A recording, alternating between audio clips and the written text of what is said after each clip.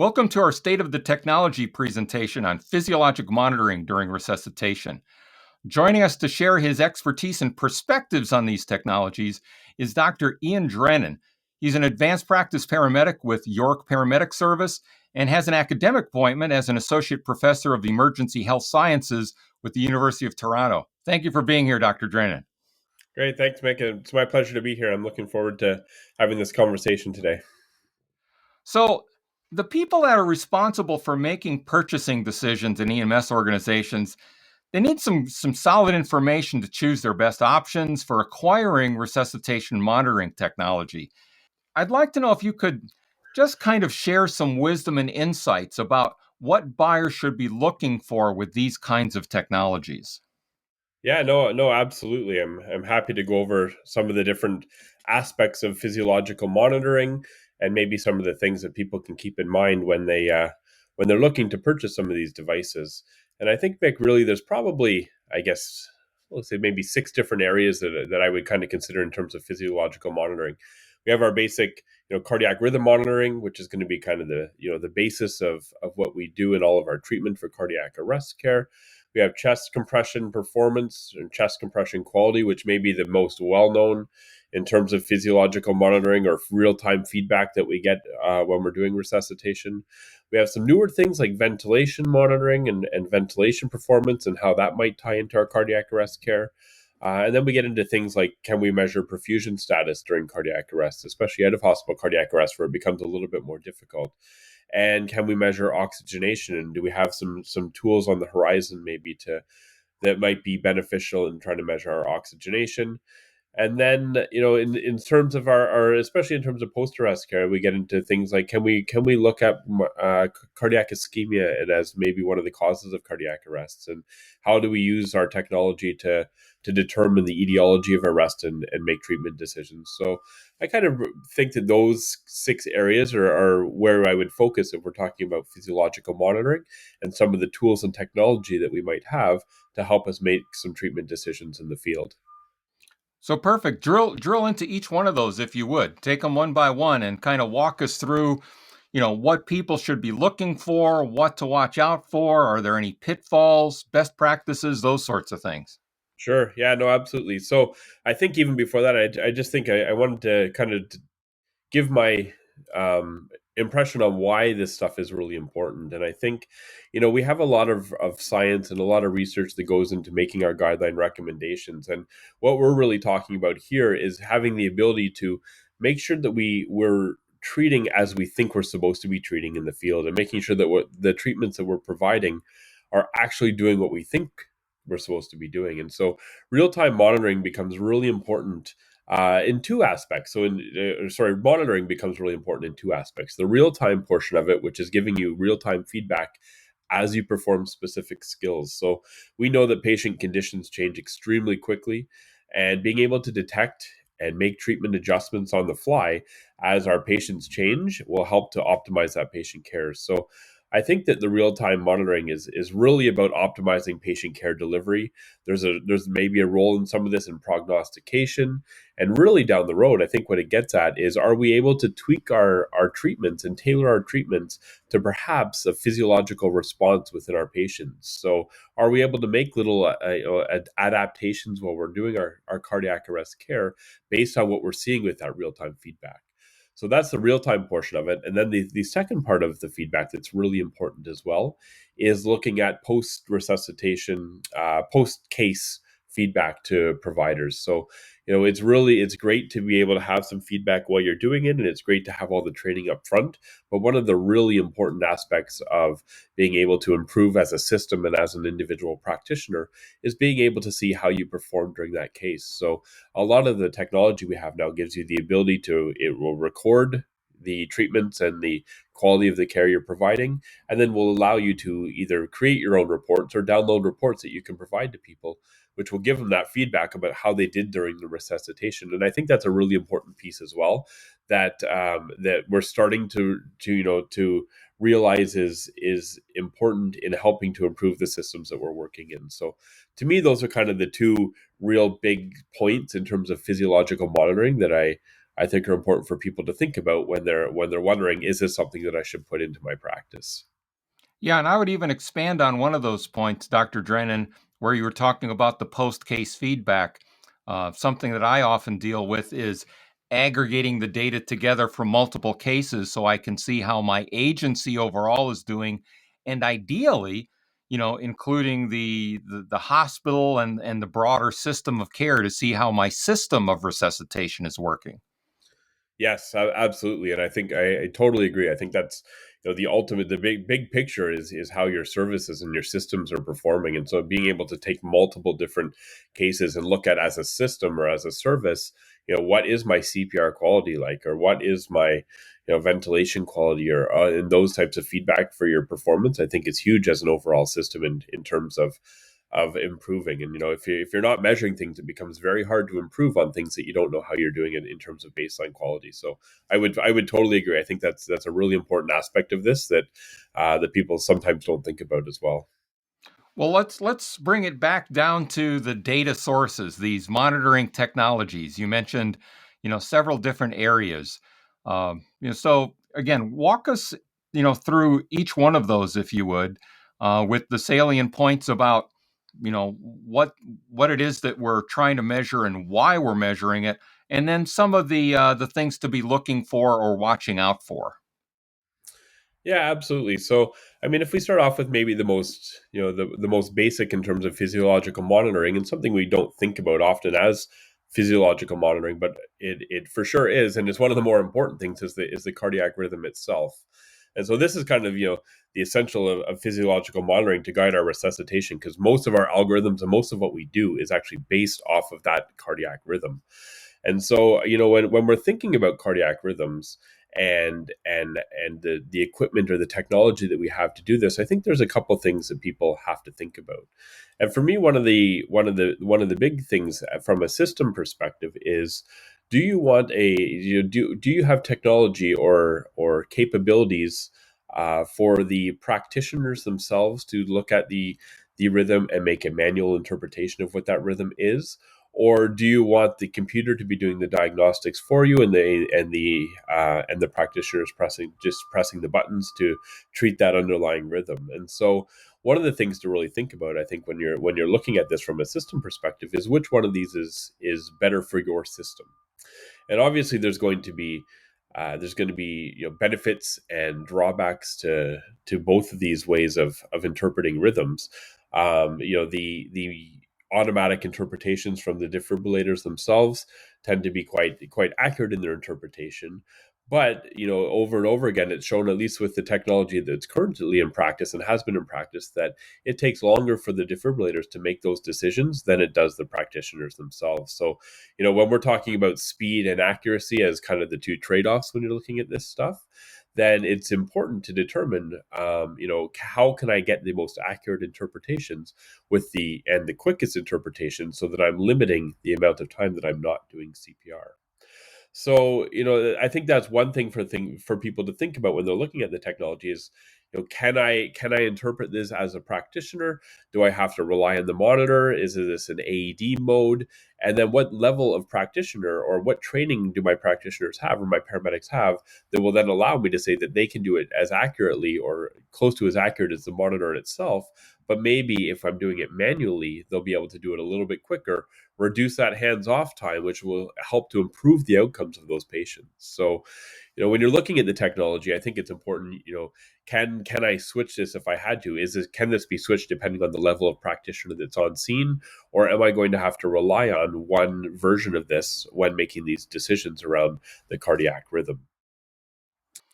So one thing that occurs to me with physiologic monitoring is often there's sensors involved.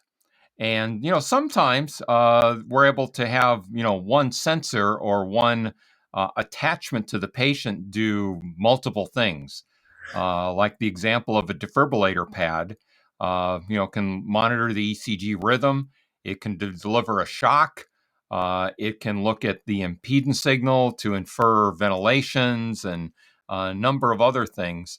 Uh, could you talk a little bit about this notion of the use of sensors, how many sensors are necessary, their fragility, and those aspects of physiologic monitoring. Yeah, so from an or from a an ECG perspective, I agree. I mean, it's the pads themselves can give us quite a bit of information and do quite a bit on their own, right? So, like you said, we can do monitoring through those pads. We can provide the defibrillations through those pads. So, we do have they are quite multifunctional in that respect. I think the other thing to think about as well in a lot of these monitors is especially more so when you're getting into things like the peri-arrest periods where you have either before the arrest or post arrest. Like we also have the electrode leads as well, and so is this something that your monitor provides you the opportunity to look through as well, or can you use these electrode leads on top of it to perform your ECG and your ECG characteristics as well? So there are different options with that, and I don't know.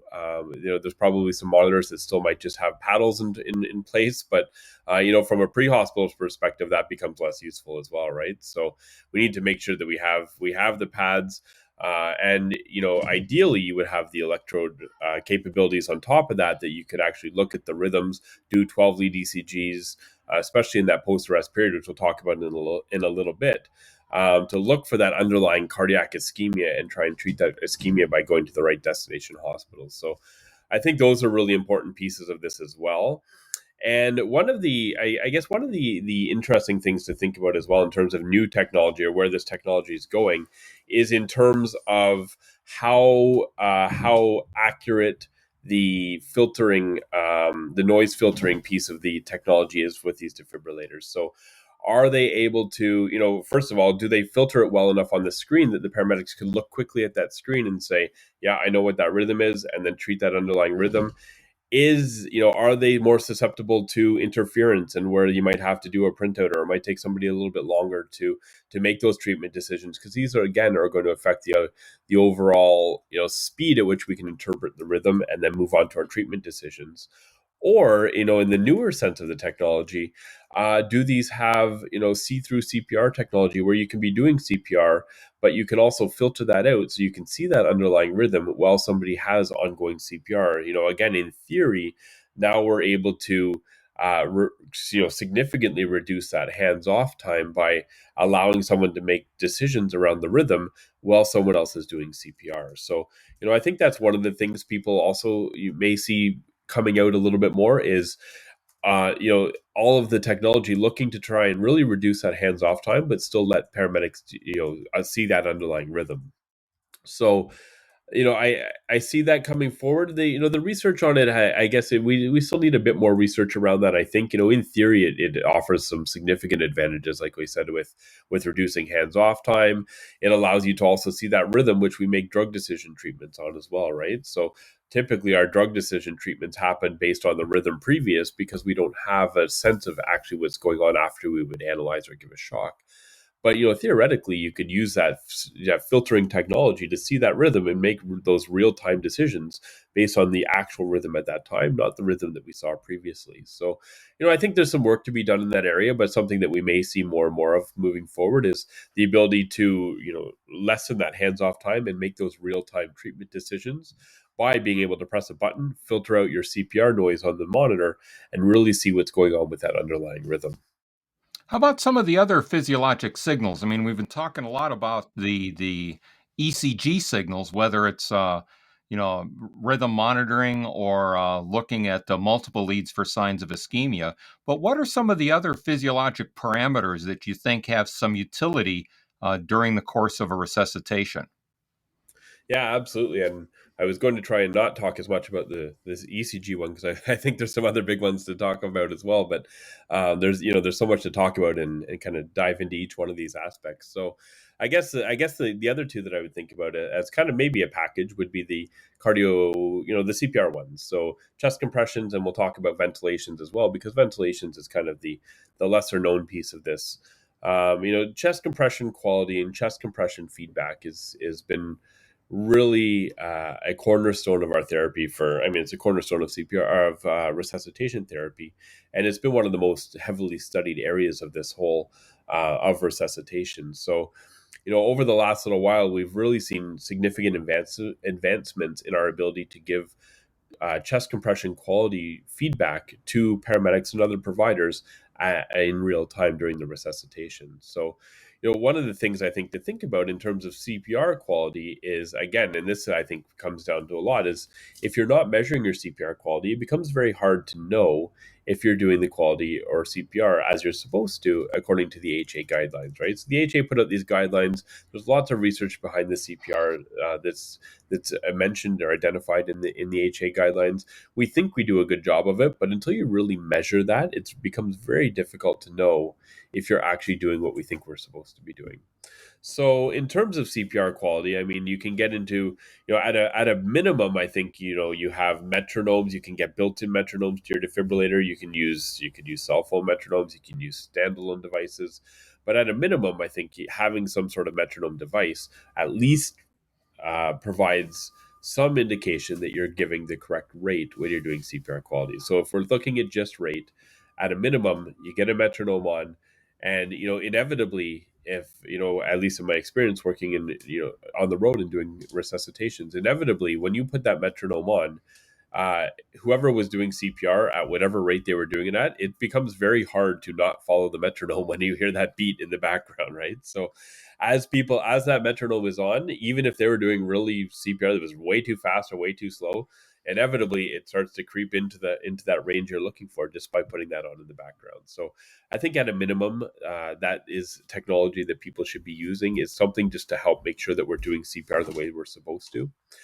On top of that, there is other ways. There's accelerometer devices and other devices there. You can start to measure other things as well. Like you can get the depth of your chest compression, so you can make sure you're in the target depth.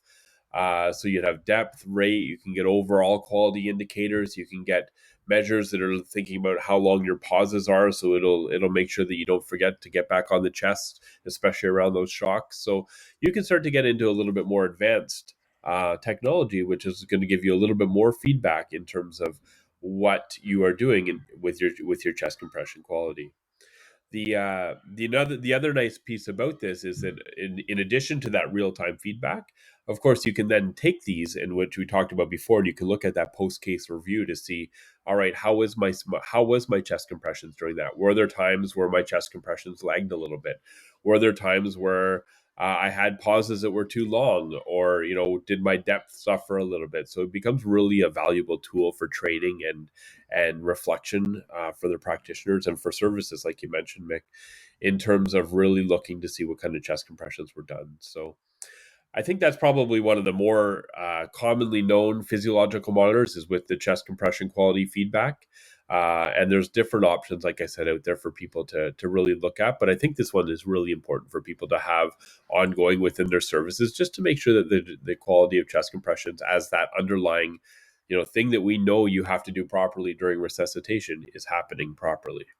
How about ventilation? There's a lot to potentially look at there, and you know, I, it seems like we're really kind of lacking in good instrumentation to monitor ventilation during resuscitation. Yeah, you know what, I totally agree, and so this is one of the things that I've kind of picked up on a little bit in my own research lately, is that this ventilation quality piece. We've done a lot of work around CPR, chest compression quality, but that other half of CPR, the ventilation aspect, we seem to be lagging on a little bit, and we haven't really focused too much on it.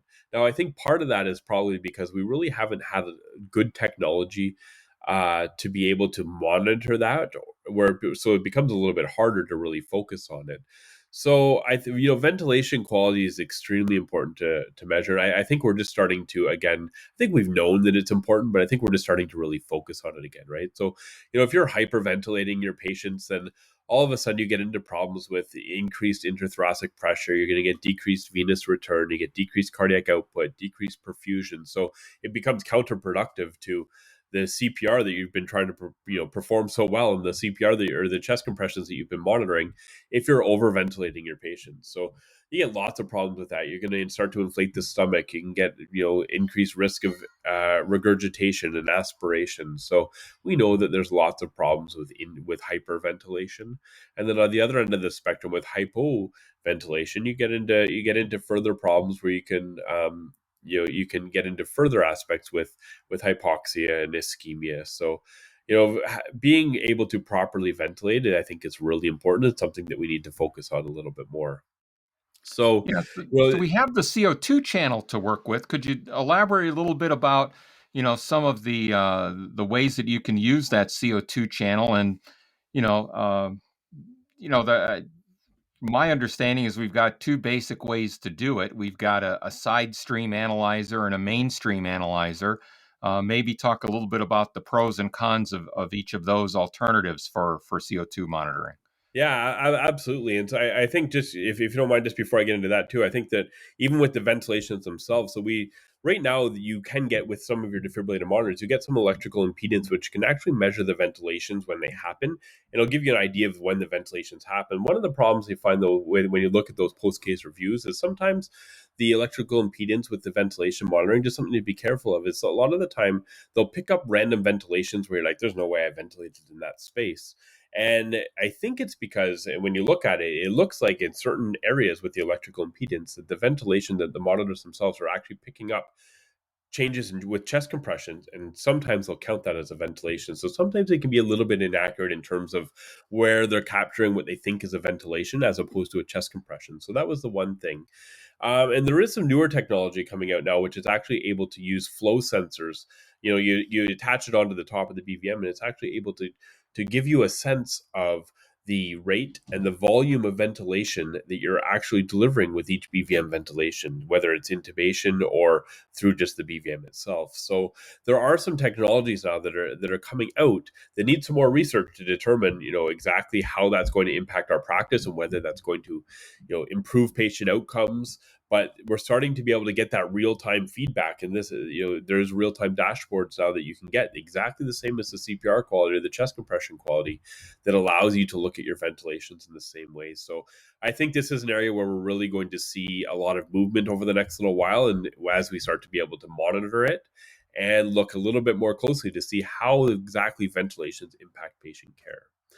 So those are two interesting ways that we can measure the ventilation. And then, like you said, on top of that, now we have the end tidal CO2, which, for me, the end tidal CO2 is really probably one of the most important pieces in terms of measuring for your cardiac resuscitations. And I think, again, we're just starting to learn more and more about this, and there's lots of different ways we think it can be helpful.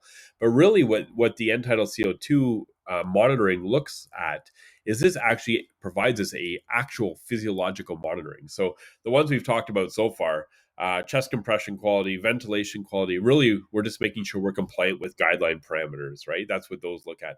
The end tidal CO2, we're actually measuring something physiologically based in the body that can be impacted by our treatment. So, there's lots of different things we can look at in terms of CO2, and I think we're just starting to realize exactly how this is going to impact our care. So, the one thing we know is when you intubate somebody or put it in a supraglottic airway or advanced airway, you should really have on there, in our areas, it's a must that you have on there an end tidal CO2 at the end with waveform capnography, so that you can see whether you've intubated in the right spot or your advanced airway is working properly. But on top of that, I think there's some real value, and I teach all our paramedics now, there's some real value to putting on that mainstream technology, which is typically the one that you see that's part of the BVM tree, we call them, where you have the BVM, you have a filter, and then right on top of that, you'll put on the end tidal CO2 adapter as your mainstream technology, which is different from the side stream one that you mentioned, which is typically the one where you'll see it looks like a nasal cannula that you kind of put into the nose. Typically, that one's good for patients who are spontaneously breathing. You might have someone who's in shock or someone who's got chest pain or shortness of breath, and you want to put on an end tidal CO2 adapter. You can use those ones. But for the resuscitation piece, we really focus mainly on the mainstream ones, which attach right onto the BVM. And so, in addition to the endotracheal tube placement, one of the other things I teach a lot now is that if you're going to ventilate with a BVM, I think it's really important that you put on this technology. You add in an end-tidal CO2 adapter, the mainstream technology that we have, and then you make sure that you turn on your monitor where you can see the waveform. And to me, I think if they're not intubated, the waveform becomes really valuable because, if you're seeing a waveform that looks like that standard capnography that you see, where you get a nice boxy plot, at a minimum, we know the air is moving in and out of the airway like it's supposed to, right? Whereas if you start to ventilate people and you don't see that, or you see squiggly lines, or you don't see something that looks like a nice EtCO2 tracing, then for me, I'm always telling people that you got to fix your seal, you got to fix how you're ventilating. Something's not working because you're not getting the air going in and out, nice end-tidal CO2 tracing that you should be. So for all our paramedics now, I strongly encourage them to use that anytime they get out of BVM to ventilate somebody, and for sure they have to when they have an endotracheal tube in place. So I think that, and then on top of that, and the end-tidal CO2 has so much other value as well, right? So there is some indication that you can use end-tidal CO2 to monitor your CPR quality. So if you start off with an end-tidal CO2 around a certain area, and you see over time, and I've noticed this in the field, but you see over time that it drops off, or maybe someone's been doing CPR for too long and their depth is starting to suffer, what you'll notice decreases in their end-tidal CO2. And so one of the things to try is, if you see it, your end-tidal CO2 starts, at 25, and after you've been doing CPR for 5 or 6 minutes, you notice it's 19, 18, something like that. That might be an indication that you need to start pushing a bit harder on the chest. Maybe the person doing CPR is tiring. Maybe the rate has changed, but something has changed that's caused that to decrease. So it's a great tool to help people keep focus on what they're trying to do, which is to push fast and to push hard on the chest, and make sure that they can try and keep that end tidal where it was when you started. So I use end tidal CO2 values a lot for that. There's indications that if you see those massive jumps in end tidal, that's your first indication that you may have perfusion or a ROSC back. So another really important indication for it. And then there's also prognostication pieces where, if your end tidal is really poor and you've been doing ACLS interventions for 20, 30 minutes, it's probably a good sense that this patient probably is going to have a poor outcome or a poor prognostic outcome. So, the exact numbers around that, I think what we don't know yet in terms of the science behind end tidal CO2. But if you have, numbers in the IHA guidelines, so we'll quote less than 10 after 20 minutes, that's usually indicative of a really poor outcome. And so you can use that in addition to some of your other things that you would use on the road to help make those decisions around, what are the likelihoods that I should continue resuscitation in these patients. So end-tidal CO2 is a fantastic physiological monitor, maybe one of the only ones we currently have that's actually physiological based. And something that I think is a really, really, really important tool for people to consider when they're looking at technology that can help in your resuscitation. Are there other physiologic parameters outside of ECG, maybe the accelerometer signals, impedance, again from the ECG and end-tidal CO2? Are there any other parameters that are helpful to monitor? Yeah, it's a good question. I think one of the things, I guess the piece we haven't really talked about in the terms of physiological is what do you do with the oxygenation side of it, right? Like can you measure oxygenation and to a certain degree perfusion, because you can only with the non-invasive oxygenation monitors like SpO2 monitors, it really only works if you have that combination of oxygen and perfusion. So when you don't have the perfusion piece in there, it becomes a more of a limited tool, I'd say. So, I think during a cardiac arrest, your SpO2 sensor on the finger becomes less valuable. It's unreliable, so it doesn't really provide you with a lot of information in terms of how to impact your care. You could always throw it on, and if you see a signal coming back, there's just another indicator that maybe you have a pulse back, right? So if all of a sudden you see a nice pleth waveform from your SpO2 monitor and you get a nice SpO2 value, then potentially that's just your indication that there's perfusion to that finger if that's where you have it, right? So during the arrest, I'd say there's probably there's not much value post arrest or help you to determine whether you have a pulse back. There might be some value there.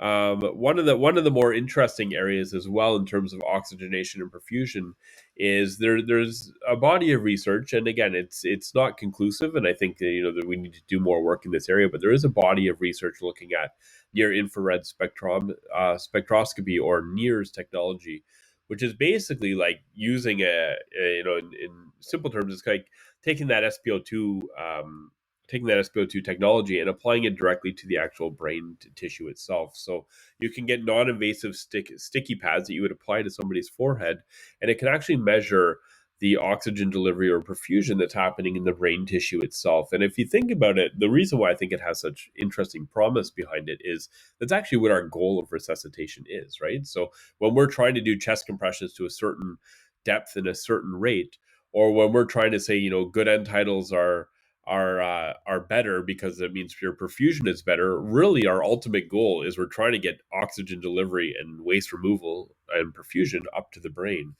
And so I think this becomes a bit of an interesting target for us, in that if we can say during the resuscitation that we've perfused the brain really well over that time, then maybe this becomes another, a physiological based tool that we can use to say the brain perfusion was really good during this time.